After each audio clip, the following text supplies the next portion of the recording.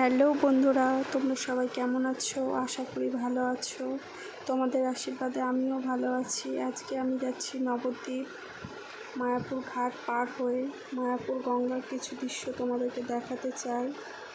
খুব কাছ থেকে না হলেও দূর থেকে ভিডিওটা করেছি, একটি ছোট্ট ভিডিও। তোমরা দেখো গঙ্গার যে অপরূপ দৃশ্য, কত ভালো লাগছে সেটাইকে তোমাদেরকে দেখাতে চাইছি। আমি খুব ভালো ভিডিও করতে পারি না, রাস্তায় ফোন ইউজ করি না, ফটো বা ভিডিও তুলতেও পারি না, তাও তোমাদেরকে দেখাচ্ছি। দাদাকে বললাম একটু ভিডিও করো, করে আমাকে দাও। ও বলল আমি পারবো না, আমার লজ্জা লাগছে। ওকে বললো তুমি নিজে করে নাও গা, তাই আমি একটু চেষ্টা করছি। পৃথিবীর সমস্ত কিছু হার মানে এই মা গঙ্গার কাছে।